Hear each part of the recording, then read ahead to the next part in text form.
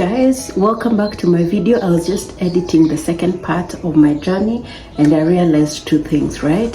First of all, I hadn't put a disclaimer on the second video. Okay, so this is it. I'm not a medical practitioner in any way. Am I in the medical profession? This is just a documentary of my experience with a hysterectomy. So just hope you see what is there and it can help you relate to your own story.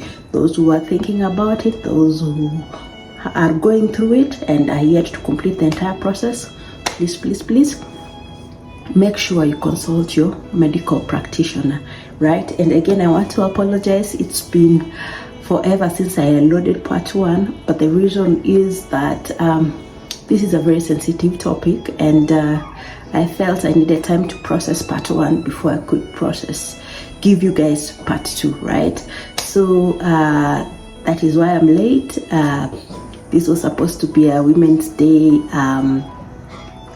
like edition, a series of some sort, but we say better late than never. So as we go through the video, those are the two things I thought I should mention before I post the video. So again, welcome back guys, and just enjoy the video. Yes.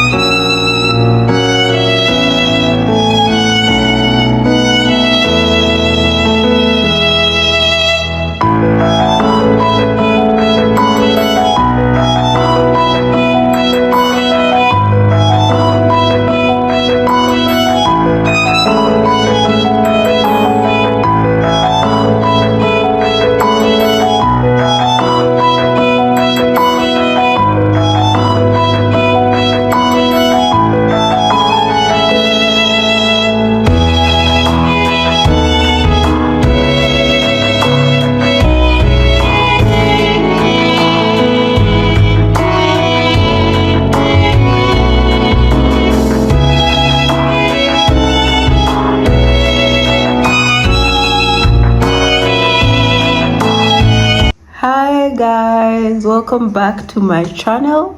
This is More with More and this is part 2 of my hysterectomy journey. Today is a little bit cold, so I have some hot tea with me here to keep me warm as I tell you about the story. Right, so where did we leave it at last time? So yes, everything set, decision made. I'm now set to have the surgery.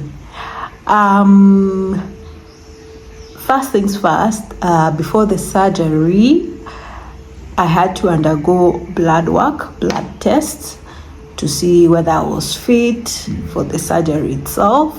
So around 4 days to the D-Day, I went, had my tests done. The week before, I had my tests done, and then afterwards I also had a session with the anesthesiologist, the person who injects you with that medicine that makes you go dead, like go blackout during an operation.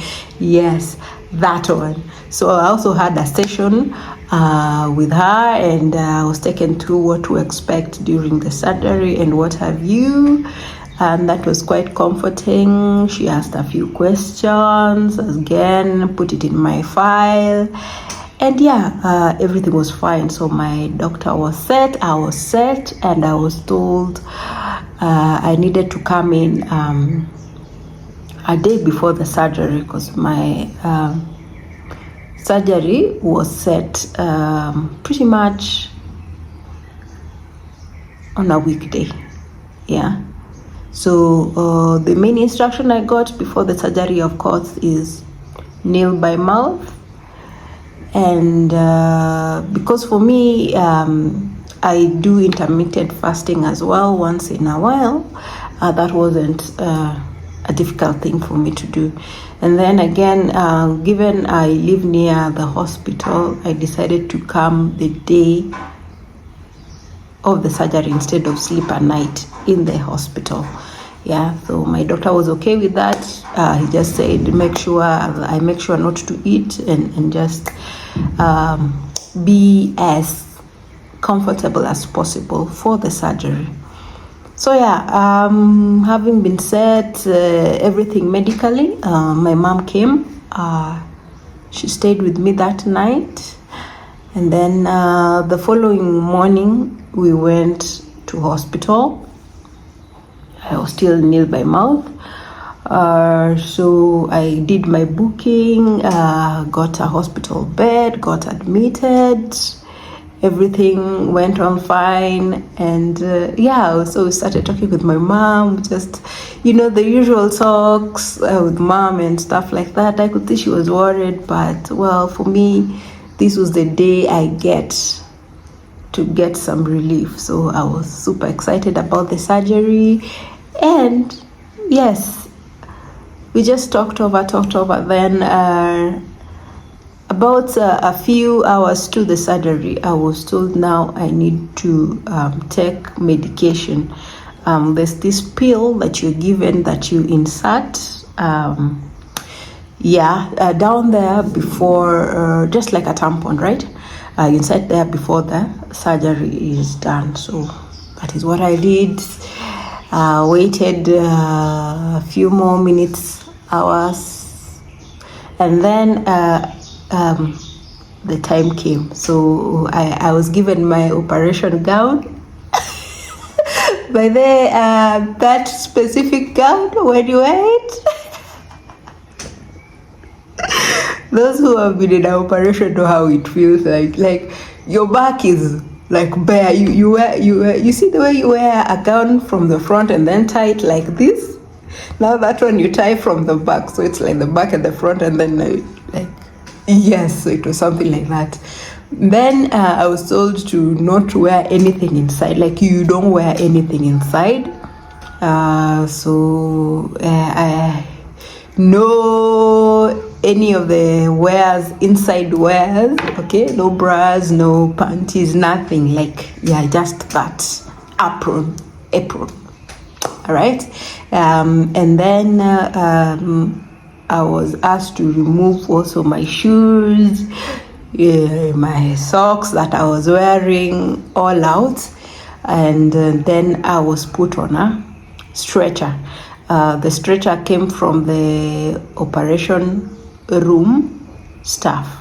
So from the admission ward rooms, you are actually picked by an OR attendee, and your nurse is actually present. So my nurse was also there, and the OR staff, and my paperwork, of course, everything set, what I'm gonna go in for and everything else. So I also put on the cap.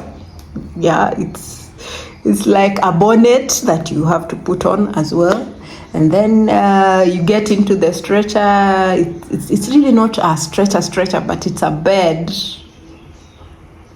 A pretty nice bed, by the way. But it's a stretcher sort of. So I got in, I was covered, and then I was wheeled to the operation room. So from the what is it called?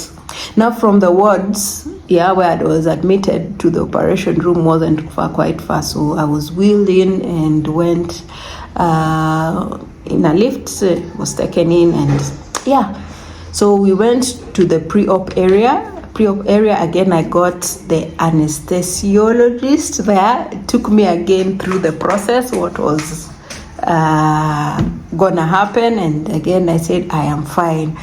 So at this point in time, I've left my mom the other side, outside with my brother.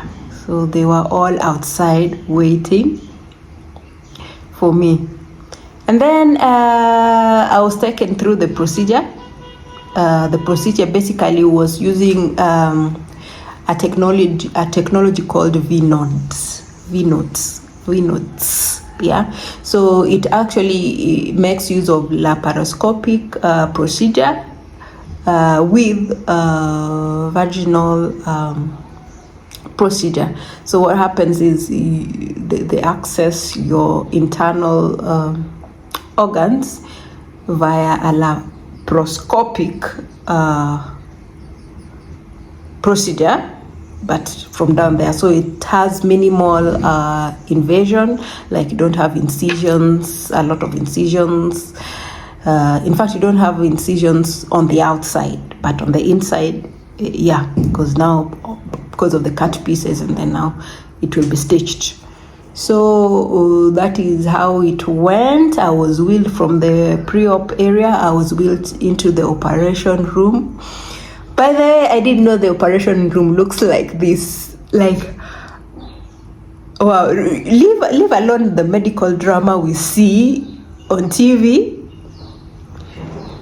Like, it's a huge room. You are alone with several doctors. Like, the doctors who are there, everybody is specialized in their own area. Everybody knows what they need to do. My main doctor was also there.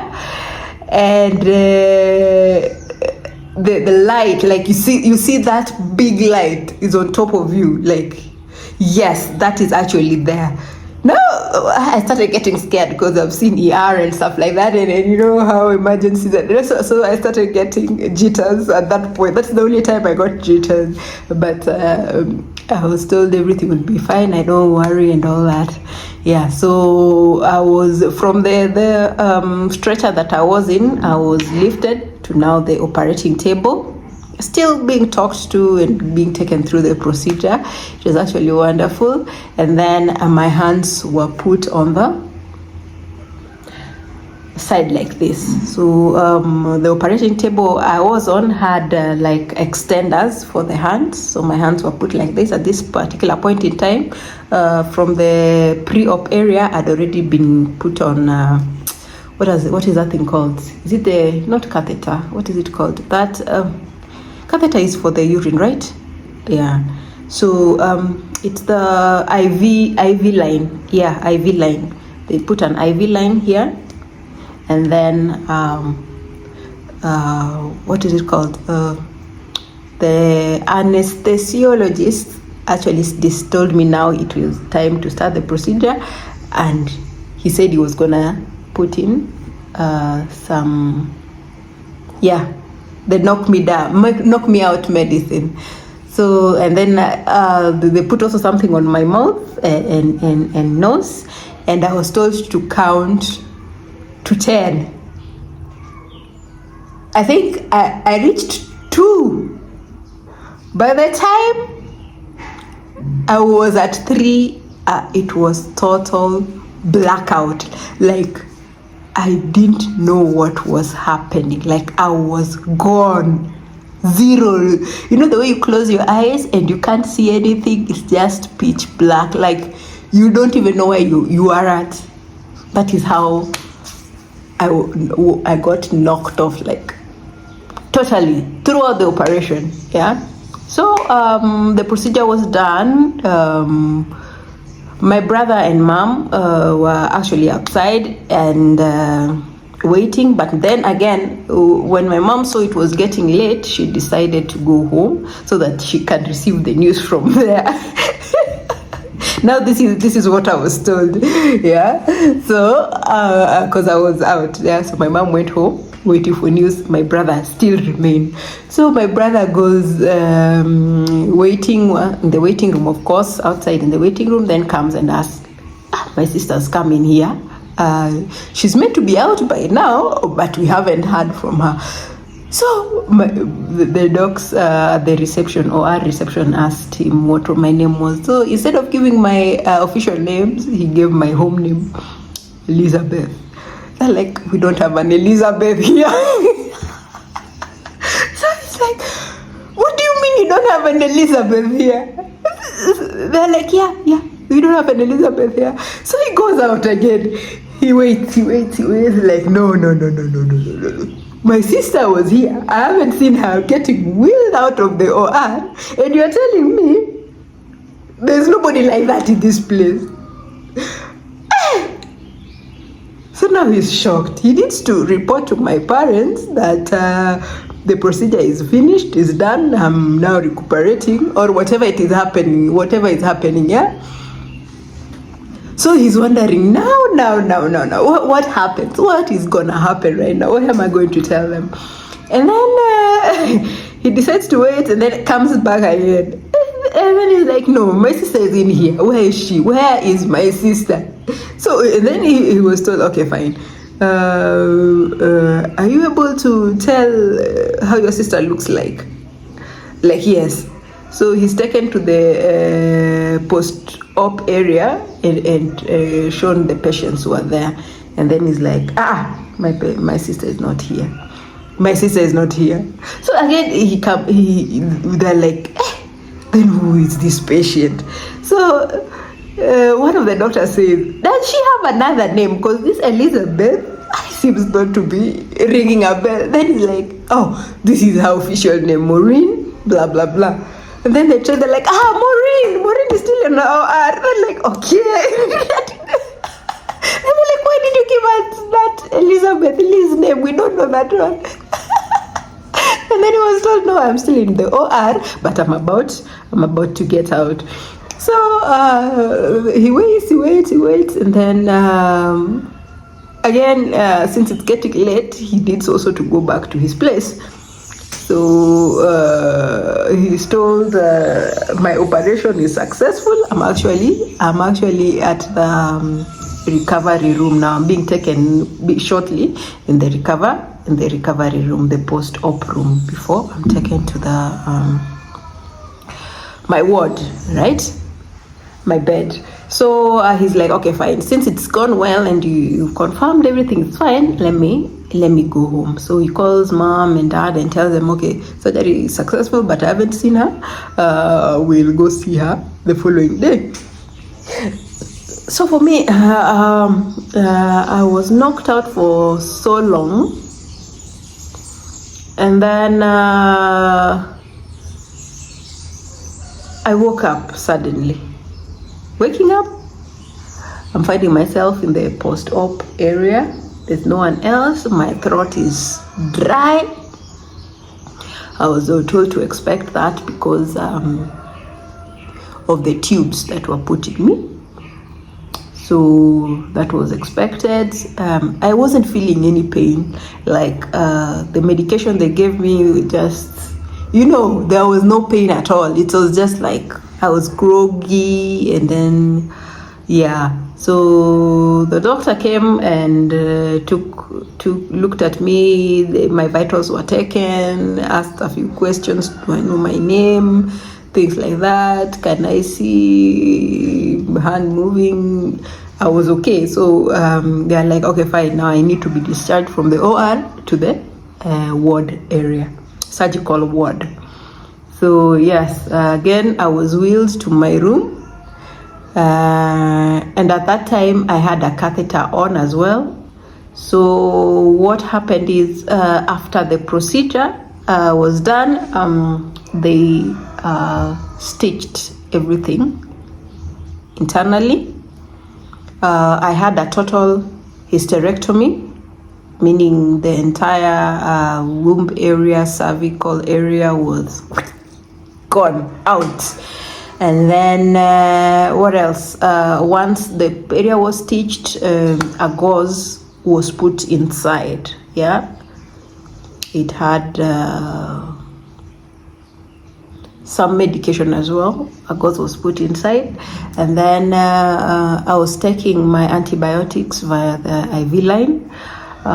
So there was no, at that particular point in time, there was no medication through the mouth. So the nurse that was taking care of me used to unhook my medication and then also injections, right? So that was the first night. Again, I didn't eat because I couldn't eat. I was just groggy. I was just trying to find, okay, where am I, like just getting to know myself, recovering. So day one after the surgery was just a groggy experience, no pain at all. I'm good to go, right? So come day two at least now was better. I got my breakfast there.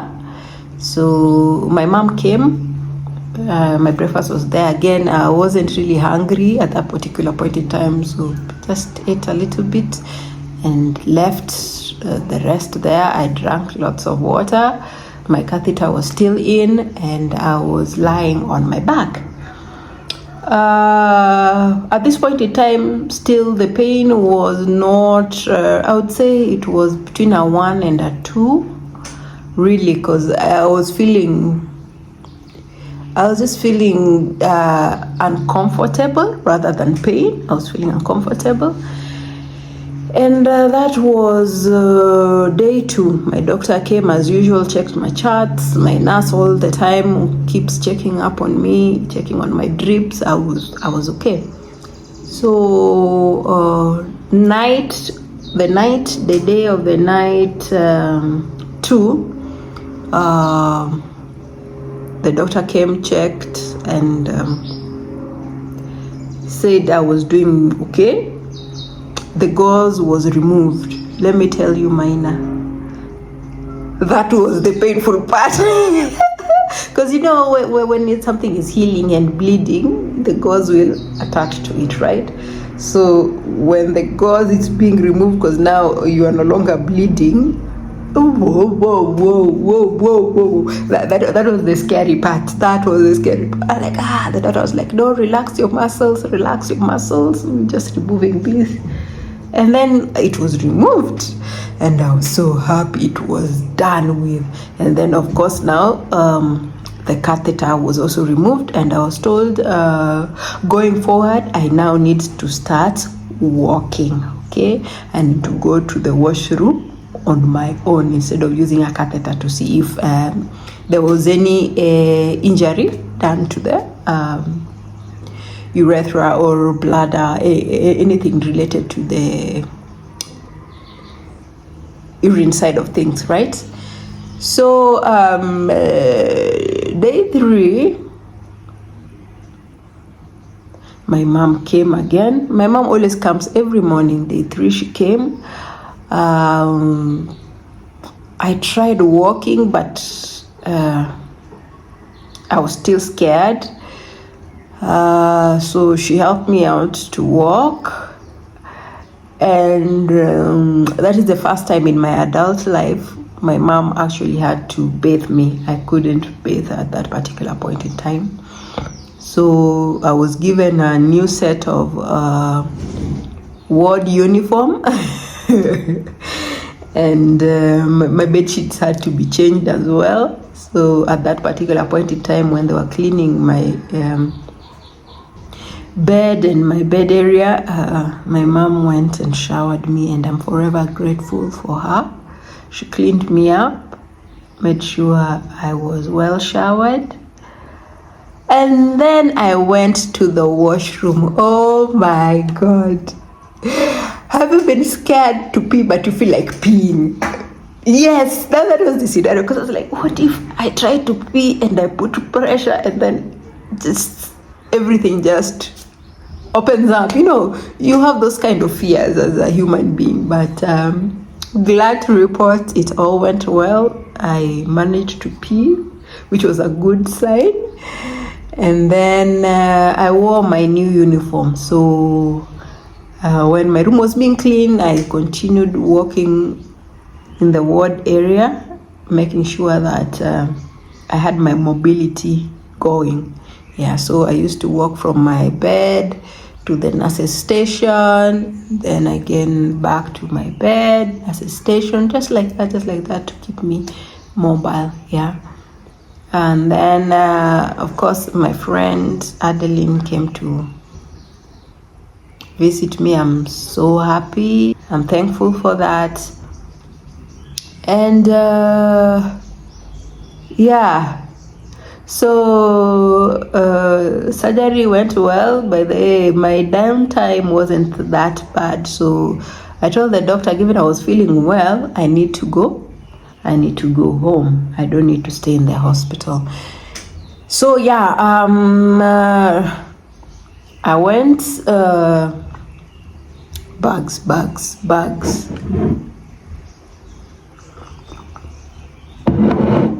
So after that, I got assessed, and the doctor said, okay, fine, now you're okay for discharge. But then that procedure is less invasive. So the healing time, I mean the amount of time it takes in hospital is, and the healing time generally is shorter, right? So yeah, I got discharged from hospital. I was given the anticoagulants to be injecting myself with every day. Every single day I had to inject myself with that.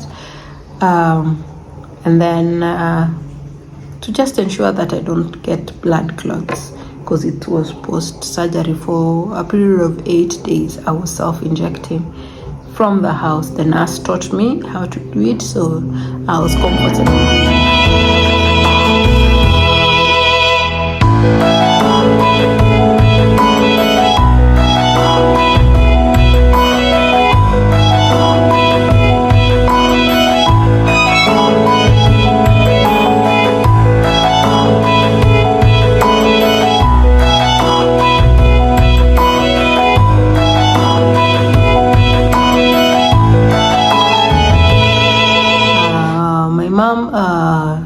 Came, took me home.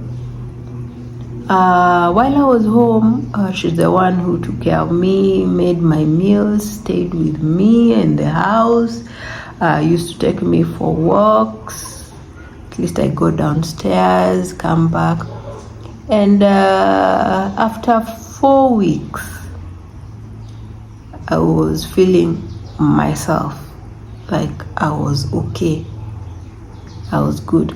But given the doctor said you are actually best fitted to go back to your work after 6 weeks, I just took that bed rest period to recover as per doctor's instructions. And then I used to go to the hospital after every 2 weeks for evaluation. It's called evaluation. A review. Gosh, valuation is for vehicles, right? Yes. So I used to go every 2 weeks to the hospital for a review, and everything was healing well. So I'm glad I went to this specific hospital. Their services were awesome. The doctor was awesome. I believe before going through this journey, all the options were presented to me, and I felt I had all the information to make this decision, to make this leap of faith. So here I am now. It's been over a year. I'm still okay. I'm good. I haven't had any complications. My quality of life definitely has really improved. I no longer have pains. I no longer have cramping pains, painful periods, bowel movement pain. Like, that is a thing of the past. And if you don't experience all that during your cycle, thank God for that, because I'm telling you, it's something you wouldn't want to go through, right? You wouldn't want to go through that. Yeah. A thing that happened after that is that with the procedure, periods is a thing of the past, so you don't have to buy sanitary every month. That is a thing of the past. It no longer bothers me. I can go swimming any day without feeling pain. I can wear anything white any day I want. I can wear anything I want, and that is the freedom that I gained as well. And I used to be anemic, and so that has greatly improved. My eyes used to be very white. Right now, at least, see, they're actually good. Okay, so I thank God for that as well. I am fine. My downtimes are very few in between. That's because of just getting tired and exhausted because of normal work and life things that come with life, which I am grateful for. And then what else? Yeah. About kids, I don't think I regret having this procedure because I accepted it, that I don't want to have any more kids, and I made peace with that.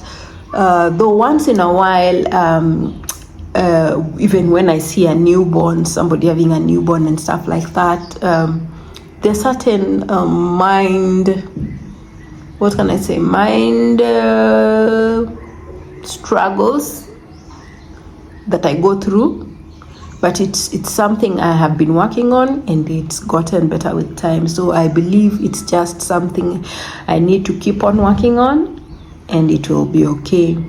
Yeah, it will be very, very fine. So I made peace with that, and I'm working on myself mentally. Am I open to adoption? Of course. I believe we have so many kids who've been orphaned out here. I believe there are many children out here who have deadbeat fathers. I believe there are many children out here who have deadbeat mothers as well. And there are people who cannot afford to take care of their kids. So they might not be mine, but I believe it's my vocation. If I can, and when I can, I help such kind of kids. So it has also given me a sense of purpose. I try as much as possible to help widows and orphans. So that is also something I do on the side, and I feel I have a purpose now in life. So my experience, I can say it was mind-changing, body-changing experience, but it has not affected me negatively. I can say the positives are way more than the negatives, and so far I don't regret having the procedure, and I don't think I ever will. Yeah, most people ask me, okay, fine, you're not married, right? So why go through the procedure? Why? What if you have somebody who wants kids? So my answer to that is always, I did it for me. I didn't do it for somebody I'm going to stay with, right? And if that person had the same pain I was going through, I believe they would have made the same decision. So it's more about me rather than them. Yeah, and if again my kind of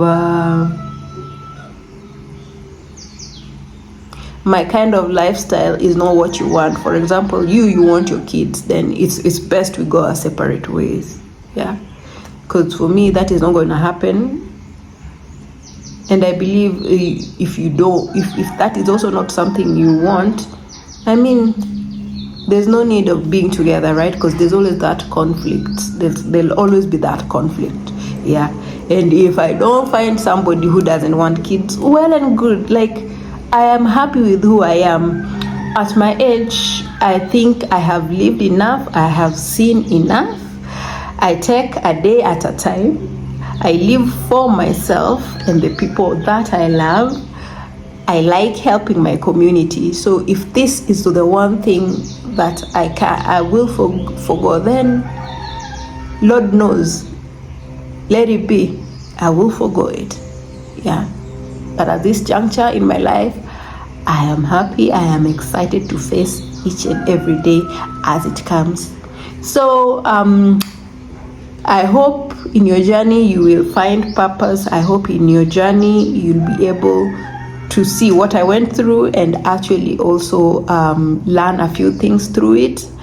And this Women's Day, I hope all women feel loved and adequate and enough as they are, with or without ability to give birth to children.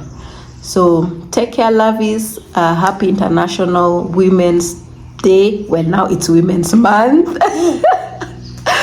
And see you around in my next vlog. Bye-bye, guys. Oh, and like and subscribe to my videos. Bye. Cheers.